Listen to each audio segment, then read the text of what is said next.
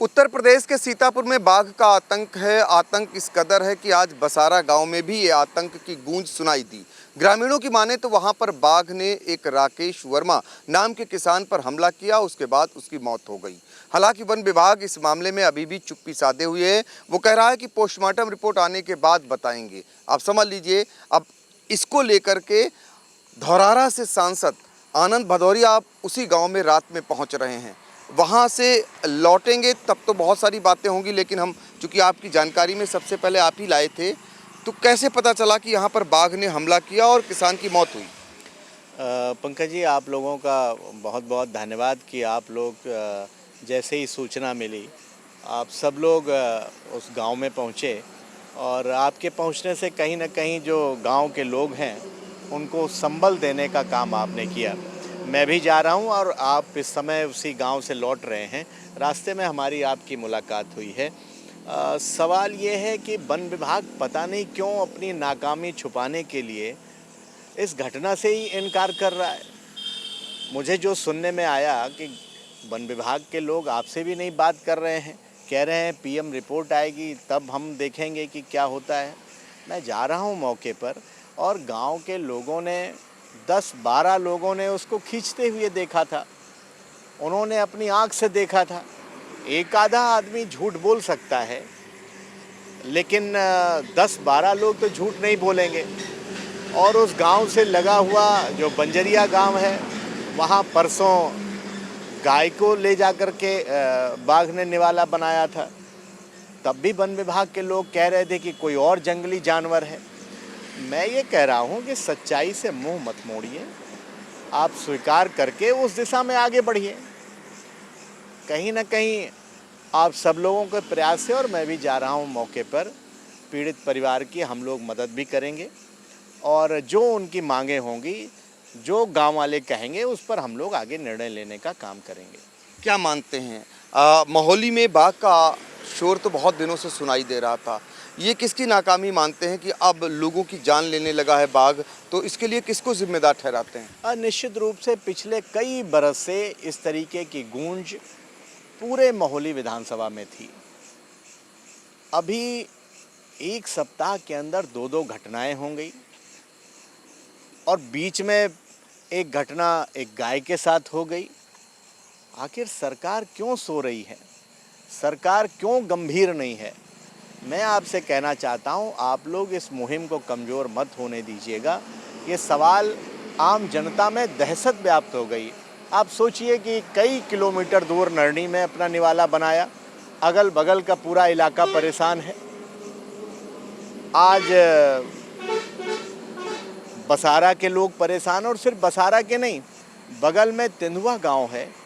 तेंदुआ ग्राम सभा के मेरे पास दर्जनों लोगों के फ़ोन आए कि भैया कल ट्रांसफार्मर फूक गया था, आप लोगों ने फ़ोन किया तो ट्रांसफार्मर लग गया है, लेकिन एलटी अभी लाइन नहीं मिली है, जिससे गांव में बिजली नहीं हो रही आ रही।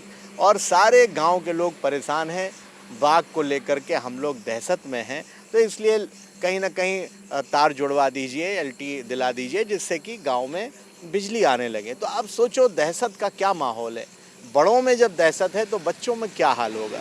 इसलिए सरकार को गंभीरता से ध्यान देना चाहिए। और जब माननीय मुख्यमंत्री जी के संज्ञान में है, चीफ कंजर्वेटिव भी आज लगातार फ़ोन पर संपर्क में रही, जो प्रमुख वन संरक्षण अधिकारी हैं, जो उत्तर प्रदेश के जिम्मेदार अधिकारी हैं, जब उनके संज्ञान में है, तो अगर कोई कुछ उपकरण, कुछ टीमों की और कमी हो रही है तो उसको और बढ़ाया जाए, मामले को हल्के में न लिया जाए। नहीं कोई और घटना, क्योंकि वो जब मुंह में खून लग गया है, और ये ज़रूरी नहीं, बाघ को जब अपना निवाला मिल जाता है तो वो 1-2 दिन शिकार नहीं करता, और 1-2 दिन शिकार नहीं करता, लेकिन आगे शिकार न मिले, अगर सामने कोई शिकार दिख जाता है तो हमला करके, घायल करके या मार करके छोड़ देता है। ये तो टेंडेंसी होती है बाघ की। तो ये सबको समझ करके कहीं ना कहीं जो अभी पश्चिम की तरफ ढूंढ रहे हैं, उसको पूरब की तरफ भी इनको कुछ टीमें लगानी चाहिए, और जो पूरा इलाका है, जो विचरण क्षेत्र है, उसमें कॉम्बिंग करनी चाहिए।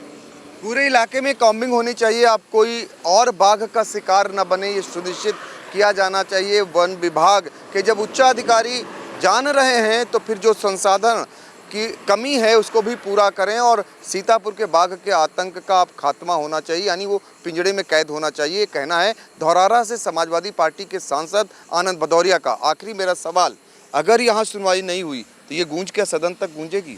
नहीं, सदन में तो सालों से गूंज रही है। लिखा पढ़ी में चिट्ठी कई बार देश के केंद्रीय मंत्री को हम लोगों ने दी है। उत्तर प्रदेश के कैबिनेट मिनिस्टर, सारे बड़े अधिकारी, दिल्ली के सारे बड़े अधिकारी, सब जगह तो हम लोग कह चुके हैं। ऊपर वाले से भी प्रार्थना करते हैं कि किसी की जान न जाए और निश्चित रूप से कहीं ना कहीं अगर सरकारें नाकाम हुई तो फिर सड़क पर उतरने का आखिरी रास्ता है। फिर जनता कहाँ तक बर्दाश्त करेगी? अगर सरकार नाकाम होगी तो फिर जनता खुद सड़कों पर उतर करके अपनी रक्षा करने का काम करेगी और जिस दिन जनता आह्वान करेगी उस दिन हम लोग भी सड़क पर उतरने का काम करेंगे। देखिए, सीतापुर की बाघ की समस्या सदन तक गूंजने के बाद भी यदि निस्तारण न हुआ तो अब सड़कों पर जनता उतरेगी, ये आह्वान कर दिया है धौरारा से सांसद आनंद भदौरिया ने।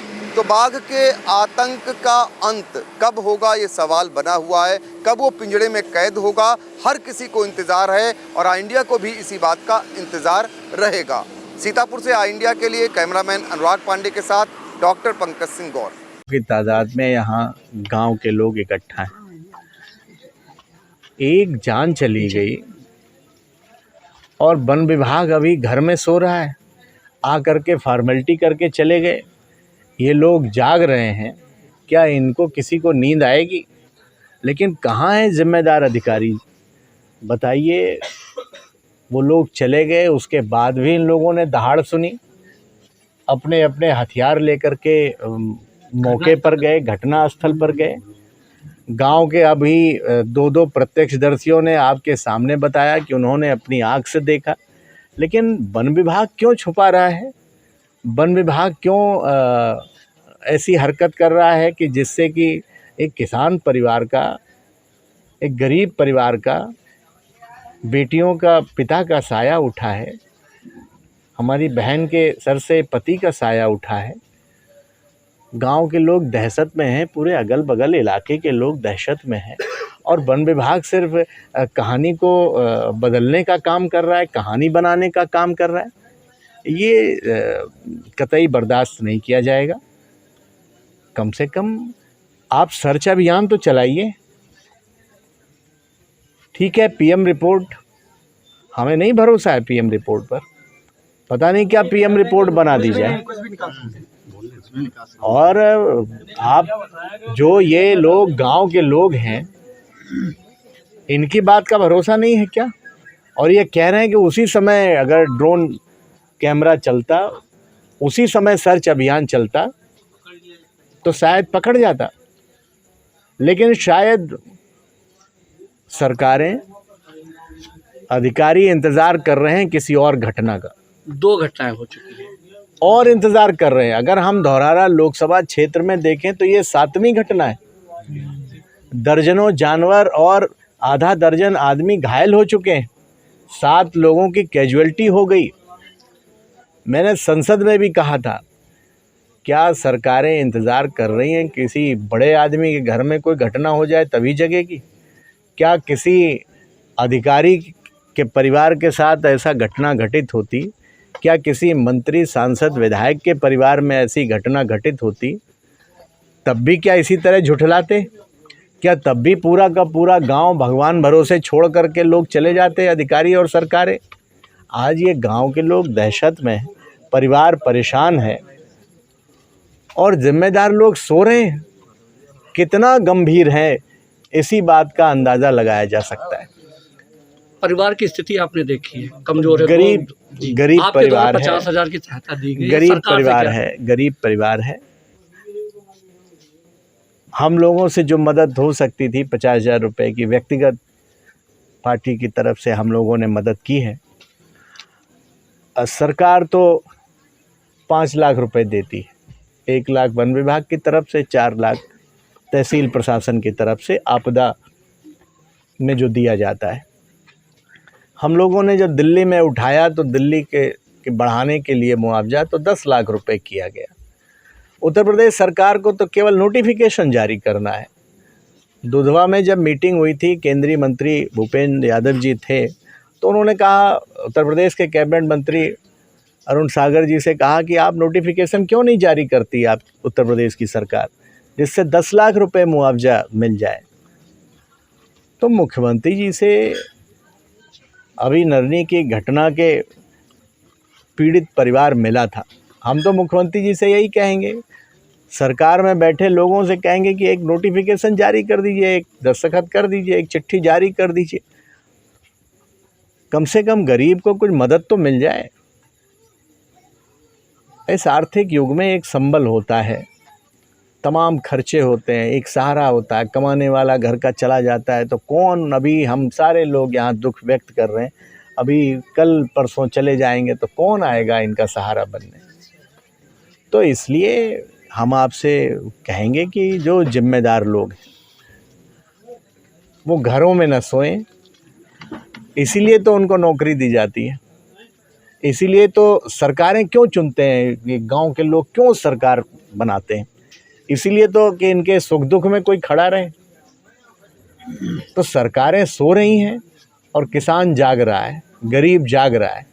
यही घटना किसी बड़े घर में हुई होती तो शायद अभी तक लोग खेतों में टहल रहे होते, सर्च अभियान चल रहा होता। निश्चित रूप से दुर्भाग्यपूर्ण है और अभी नेटवर्क नहीं आ रहा है गांव में। जैसे घटना हुई थी हमें गांव के लोगों ने बताया था, मैंने सबसे पहले डीएफओ को फ़ोन करके यहाँ भेजा था। मैं एक मीटिंग में था और वहाँ से सीधे चल करके गांव में आ रहा हूँ। कल उत्तर प्रदेश के जो जिम्मेदार अधिकारी हैं उनसे बात करेंगे, सरकार में बैठे लोगों से बात करेंगे, जिला प्रशासन से भी बात करेंगे